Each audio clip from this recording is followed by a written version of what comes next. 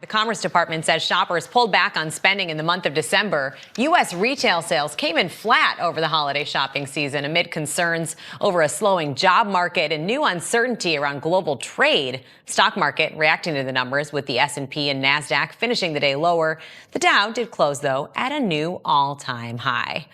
And another one bites the dust. Eddie Bauer is filing for bankruptcy. The sportswear company says it's restructuring its business, blaming declining sales for the decision. This marks the third time that Eddie Bauer has filed for bankruptcy protection. The company says most of its nearly 180 stores will remain open, but it will wind down certain locations across the U.S. and Canada.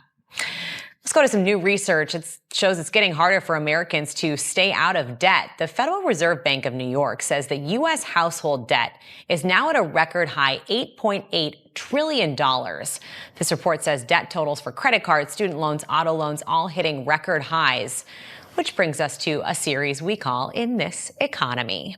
Hey folks, John here. Nobody warned me about this either. Trump reportedly made $2.2 billion in 1 year, while American families paid an additional $219 billion in costs during the same period. The staggering gap between those two numbers reveals a profound imbalance and raises serious questions about who the economic system is actually serving. The average American family reportedly lost around $1,625 in 2025 alone because of inflation. Just from inflation. By the middle of the following year, that number had climbed to over $3,500 in additional costs. Think about what that means for a moment. $3,500 is not pocket change. That's a mortgage payment for many people. That's months of groceries. The Nonpartisan Tax Foundation says that President Trump's new tariffs cost the average U.S. household $1,000 last year. That number could increase to $1,300 this year if existing tariffs stay in place. President Trump credits tariffs for bringing in revenue for the federal government, but this research calls them a tax on American families. This comes at a time when many households are already frustrated with the high cost of living. As we head toward the midterms, the latest Quinnipiac polling shows that 56% of Americans disapprove of Trump's handling of the economy, while 39% approve. Joining me now is Erica York, the Vice President of Federal Tax Policy at the Tax Foundation, who worked on that research. Erica, thanks so much for joining us. You, in this report, call the president's tariffs a tax on American households. Explain what you mean by that. So tariffs are a form of tax. They're applied when a business or a person based in the United States imports a good, and they pay the foreign producer for the cost of the good, and they remit the tariff payment to the U.S. government. That's a car repair that you can actually afford to get done instead of having to put it off. That's a medical bill that doesn't have to go on a credit card. That's real money, real relief, real breathing room that families simply don't have anymore. Meanwhile, the president's personal fortune was growing at a pace that most of us literally cannot comprehend. We're talking about billions, not millions. Billions with a B. The kind of money that doesn't even seem real when you say it out loud. It's the kind of money that makes you realize just how disconnected the people in power really are from the everyday struggles of the people they're supposed to represent. So we've got regular families getting squeezed harder and harder at the grocery store, at the gas pump, everywhere they turn, prices going up, wages not keeping pace. The research that we have now shows that about 90 to 96% of the burden of tariffs is passing through to the U.S. economy. So that means it's American households, workers, and businesses who are bearing the burden of the president's tariff increases. The president has said that this brings in a lot of money for the government, and the White House will point to this argument that inflation has not spiked as much as some economists had predicted because of the tariffs. There are places where prices have not gone up quite as badly as many had thought. What do you make of that? I think the inflation question is unfortunately a really big distraction because tariffs can go up and costs can go up without inflation going up. If you think of tariffs as a relative price increase, that's what happens. You might have to pay more for shoes if a tariff is applied to shoes, and that means you have less money to pay elsewhere. So headline inflation may not change much, but your burden went up because the costs that you personally face for goods that have tariffs imposed on them has risen. We've seen partial pass-through to consumer prices in the data. Budgets getting tighter and tighter. And at the same time, the man in charge of the policies driving a lot of those costs is personally raking it in on a scale that boggles the mind. Just sit with that contrast for a moment. Really let it sink in. It's easy to hear big numbers like these and let them wash over you without really absorbing what they mean. $1,600 is real money for most households. That's a car repair that you can actually pay for without having to choose between that and something else. That's a chunk of rent that doesn't have to come out of savings you don't have. That's months of groceries that you don't have to put on a credit card. $3,500 is even more significant. But even if tariffs don't fully pass through to consumer prices, that doesn't mean the burden is gone. That means it becomes a hidden tax burden. Businesses have higher costs, and they deal with that by reducing wage increases or slowing down on hiring. So at the end of the day, whether it's through consumer price increases or a hidden tax increase that hurts the labor market, it's really Americans who are paying this tax increase. Doesn't just have to show up in the price you pay at the store. It can also be in how much money you take home in your paycheck, what your cost of living is there. Talk to us a little bit, Erica, about which households in your research are hit kind of hardest by these tariffs so far. Tariffs are a bit of a regressive tax, which means when you look at them as a share of a household's income, they impose a bigger burden on lower and middle income households than they do the wealthiest households. And that's largely because when you're a lower income or middle income household, you spend most of your money. You don't have a lot left over to save. And so more of your income gets hit with tariffs. And that's why it can create a bigger pinch for those who are working really hard to get by. And that's happening to families all across this country, in every state, in every community. At the same time, reported income figures at the very top are climbing into the billions. Not just millions, billions. And that gap in scale alone is worth pausing on before we even get into the specific mechanisms behind it. Because the mechanisms matter. They matter a lot. How does this happen? How does a president's personal fortune grow by billions while regular families are getting squeezed by thousands? That's not just a coincidence. That's not just bad luck. That's a system that is operating in a particular way. And not as much of a burden for those who are already well off. How do you kind of see this playing out? I know that the estimate is that this cost per household could be $1,300 this year. That's even more than people already, ended up costing last year. Yeah, the tariffs were not in effect for the full 2025 calendar year. They were on again, off again, rates changed, exemptions were added. And so that's why that average tax burden for calendar year 2025 is a bit lower. If the tariffs remain in place for the entire calendar year in 2026, the burden will rise. There's still a lot of uncertainty with that, though, because, of course, there's a Supreme Court case pending against the bulk of the tariffs, which means they could be overruled, and the president may have to find other ways to impose tariffs. So in addition to the tax burden itself, people also face a lot of uncertainty in their economic decision-making because of the volatility of the policies. Uncertainty has definitely been a word associated with these tariffs. Erica York, thanks so much for your time. Appreciate it. And we need to understand how it works if we're going to do anything about it. The numbers don't lie. The numbers tell a story. And that story is one of growing inequality, of a system that is rigged in favor of the powerful and against the ordinary.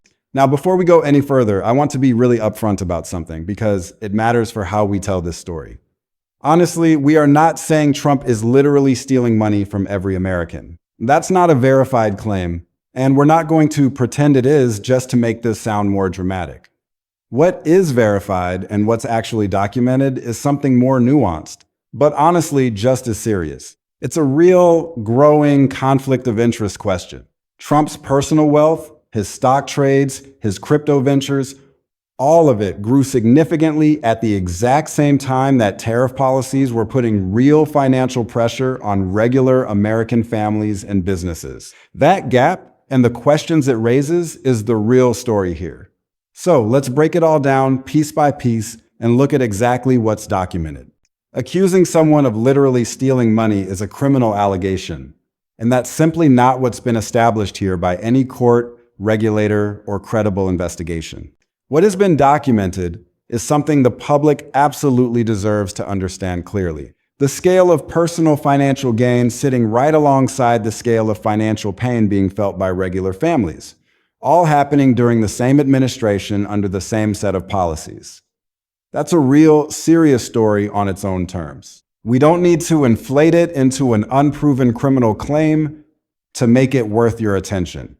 This is actually a really important distinction to understand. When we talk about these numbers, when we put them side by side, we're not making a legal accusation. We're pointing out a pattern that raises legitimate questions about ethics, about priorities, about whose interests the government is actually serving.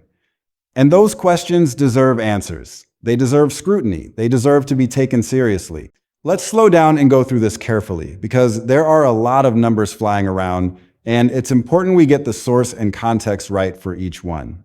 So let's start with where those big income and cost figures come from. The $2.2 billion income estimate and the $219 billion family cost estimate both come from the Democratic staff of Congress's Joint Economic Committee. Now, I want to flag something important right away. These are Democratic committee estimates. They are not a neutral, nonpartisan government audit.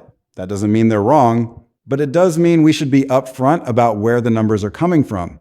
Because context like that genuinely matters when you're evaluating any set of figures, especially ones tied to a hot-button political topic like this. And this is exactly the kind of context that gets stripped away when a story goes viral. A headline number spreads fast, but the fact that it came from one party's congressional staff rather than an independent, nonpartisan government agency often gets lost along the way. That doesn't automatically make the number inaccurate. Congressional committee staff on both sides of the aisle do serious analytical work. And partisan estimates aren't inherently unreliable just because of who produced them. But it does mean the number deserves to be treated as one credible data point within a broader picture, rather than as some kind of final, universally agreed upon fact. That's just good practice with any statistic tied to a politically charged topic, regardless of which side is presenting it.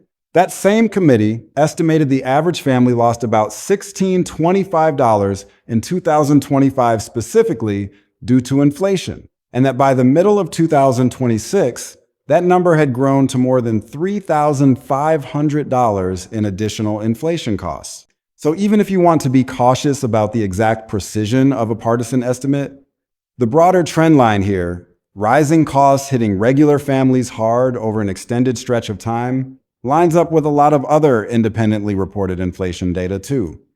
The specific dollar figures deserve some healthy skepticism given the source, but the general direction of the trend isn't some fringe or disputed idea. Now let's talk about the stock trading piece, because this is honestly one of the more eyebrow-raising parts of this whole story.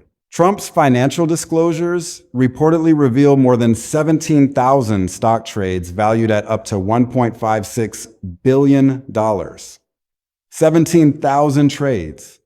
That's an enormous volume of activity for anyone, let alone a sitting president. To put that in perspective, even a very active individual investor, someone trading regularly as basically a full-time hobby, would typically be looking at a small fraction of that volume over the course of a year. 17,000 trades suggest either an extraordinarily active trading operation, likely managed with significant professional support, or some combination of frequent decision-making happening at a scale most people simply don't encounter in their own financial lives. That scale alone is part of why this drew formal congressional attention in the first place. And because of that volume, Senator Elizabeth Warren and Representative Robert Garcia sent Trump a formal letter asking him to explain something specific. Did he use government knowledge, official authority, or the platform of the presidency itself to benefit his own investments? They've requested answers by a specific deadline. Now, here's where we need to be really careful and precise, because this is exactly the kind of detail that gets exaggerated online. That letter raises questions. It does not establish wrongdoing. Nobody has proven at this point that Trump used insider information or government access to influence his trading. What we do know is that lawmakers with legitimate oversight authority are asking for an explanation, given the scale and timing of the trading activity. That's a serious documented development. It's just not the same thing as a confirmed finding of misconduct. And it's important we don't blur that line. This is actually a really important pattern to understand about how congressional oversight generally works. Sending a formal letter demanding answers is a normal, legitimate first step in the oversight process. It doesn't require proof of wrongdoing to send, and it's specifically designed to gather information that either confirms a concern or resolves it. So the existence of this letter tells you lawmakers found the trading activity significant enough to formally inquire about. It doesn't tell you what the ultimate answer will turn out to be. Whether this leads to a satisfactory explanation, a deeper investigation, or something in between, entirely depends on how the administration responds to that deadline and what that response actually reveals. It's a process, and the process is still unfolding. Let's move to the crypto piece, because this is another area where the numbers are genuinely staggering. According to reporting, Trump's 2025 financial disclosures showed at least $1.4 billion in revenue from his crypto ventures. $1.4 billion just from crypto. And here's the part that makes this story even more complicated. The same reporting indicates that roughly 1 million investors in a Trump-linked crypto scheme suffered close to $3.8 billion in losses when its value dropped. Now again, precision matters here. That loss figure does not establish that Trump personally caused those losses or that any fraud occurred. We need to be careful not to jump from investors lost money when a crypto project's value fell straight to Trump defrauded people, because that's a much bigger legal claim that isn't backed up by what's actually been reported. What we can say accurately is this: Trump personally profited enormously from crypto ventures connected to his name, while roughly 1 million everyday investors in a related crypto project lost a massive amount of money. That contrast alone, documented and real, raises legitimate ethical questions even without proven criminal wrongdoing. And it's worth thinking through why crypto ventures in particular raise these kinds of questions so sharply. Cryptocurrency projects, especially ones tied closely to a public figure's name and brand, often attract investors specifically because of that association. The assumption being that the person's public profile and credibility lend some kind of legitimacy or staying power to the project. When that person is also a sitting president, that dynamic gets even more complicated because it becomes genuinely difficult to separate the normal ups and downs of a volatile crypto market from questions about whether the public trust attached to the presidency itself was part of what drew investors in, and whether that trust was ultimately well placed given how things played out for the roughly 1 million people who ended up on the losing side of that trade. That's not an accusation of fraud. It's a legitimate question about ethics, about responsibility, about the appropriate boundaries between a president's public role and his private business interests. Now, let's get into the tariffs, because this is honestly where the consumer pain becomes the most concrete and easiest to actually explain. By the end of July, the Trump administration had refunded roughly $100 billion in tariffs to businesses after the Supreme Court struck down some of those tariffs. $100 billion in refunds. And a study from the Federal Reserve Bank of New York found that nearly 90% of the economic burden of Trump's tariffs fell on U.S. firms and consumers, not on foreign countries, not on foreign exporters, on American businesses and American families. And it's worth pausing on that Federal Reserve finding specifically because of who actually produced it. This isn't a political think tank with an agenda or a partisan advocacy group looking to score points. This is a regional Federal Reserve Bank, an institution generally regarded as one of the more credible independent sources for economic research, precisely because it exists somewhat outside the normal political fray. When an institution like that concludes that nearly 90% of tariff costs landed on American businesses and consumers rather than foreign trading partners, that carries real analytical weight separate from whatever political framing gets attached to the topic afterward. And here's the detail that really drives the unfairness angle home. The Tax Foundation estimated that Trump's tariffs amounted to roughly $1,000 tax increase per U.S. household in 2025. $1,000 per household just from tariff-related price increases. Now, direct importers, meaning the big companies that actually pay tariffs at the border, can apply for and receive refunds when tariffs get struck down or adjusted. But here's the catch. Regular consumers, the people who paid higher prices on store shelves because of those tariffs, generally have no nationwide system to get any of that money back. So the businesses get refunded. The people who actually absorb the higher cost at checkout do not. Think about how that actually plays out in practice for a regular family. Prices go up at the store because a retailer is passing along higher import costs. The family pays that higher price month after month without any real alternative because groceries and household goods aren't optional purchases you can simply skip. Then, months or years later, a court ruling strikes down the underlying tariff, and the company that originally imported the goods gets a refund check from the government. But that refund goes to the company, not to the millions of individual families who already paid the marked up price at checkout along the way.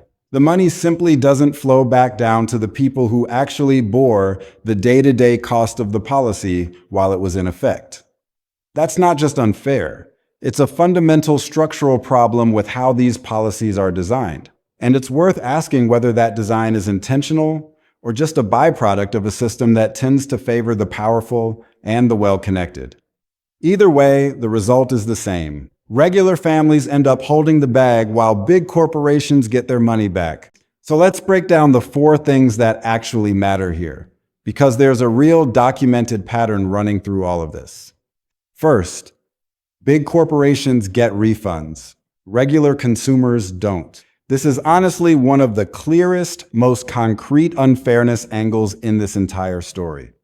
Companies like Amazon, Apple, Walmart, Costco, FedEx, and UPS are among the businesses linked to large tariff refund claims. These are massive, well-resourced corporations with the legal and financial infrastructure to navigate the refund process and actually get money back. Meanwhile, the average family that paid roughly $1,000 more in 2025 because of tariff-driven price increases has no equivalent system to recover any of that money.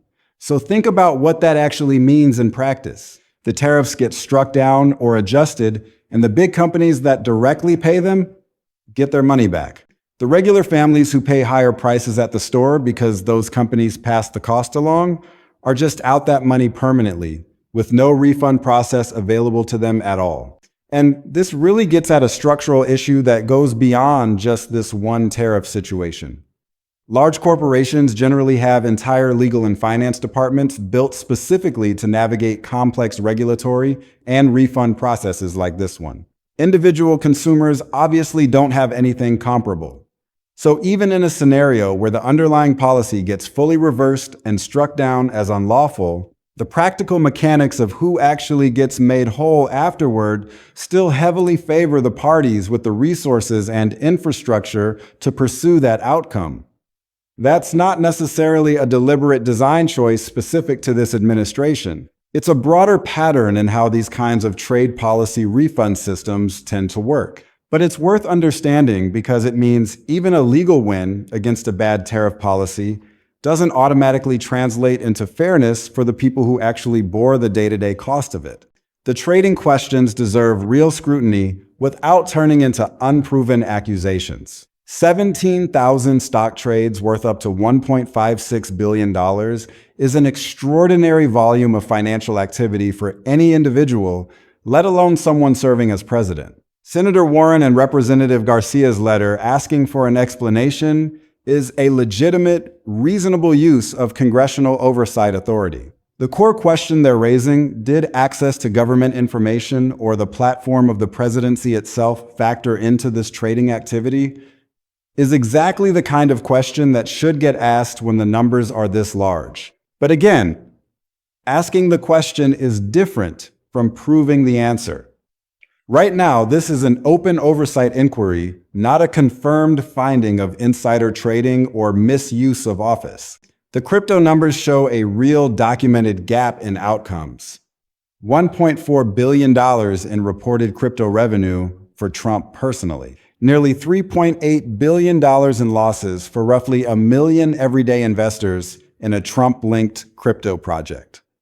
Those two numbers sitting next to each other paint a genuinely uncomfortable picture even without any proven fraud. It's the kind of outcome gap that naturally raises ethical questions about how a sitting president's business ventures interact with ordinary people's financial decisions, especially when his public profile and platform are part of what draws investors toward those ventures in the first place. It's worth sitting with just how large that gap actually is side by side. Over $1 billion in personal gain against nearly $4 billion in collective losses, spread across roughly 1 million regular people. That's not a small handful of sophisticated investors who understood and accepted significant risk going in. That's a genuinely large number of everyday people. And the sheer scale of both figures together is exactly why this deserves continued scrutiny going forward, regardless of whether any formal fraud investigation ever materializes. The tariff burden data undercuts the idea that other countries are paying for this. This is honestly one of the more important, under-discussed pieces of this whole story. There's a common political talking point that tariffs make foreign countries pay. But the Federal Reserve Bank of New York's own research found that nearly 90% of the actual economic burden from these tariffs landed on U.S. firms and consumers, not on foreign exporters. That's not a partisan think tank making that claim. That's a Federal Reserve regional bank doing independent economic research. So when you combine that finding with the Tax Foundation's roughly $1,000 per household estimate, you get a pretty clear, well-supported picture. American families, not foreign governments, absorb the overwhelming majority of the actual cost of these tariff policies. And that finding really deserves to be the headline number in this whole conversation, because it directly challenges one of the most repeated talking points in the entire tariff debate. If the actual economic research shows the burden falling overwhelmingly on domestic firms and consumers rather than foreign trading partners, that reframes the entire policy discussion. It's not just a question of whether tariffs are good or bad policy in the abstract, it's a question of who's actually footing the bill for them in practice. And based on the Federal Reserve's own analysis, the honest answer is mostly American businesses and American households, not the foreign countries these policies are officially targeting. So why does all of this matter right now today?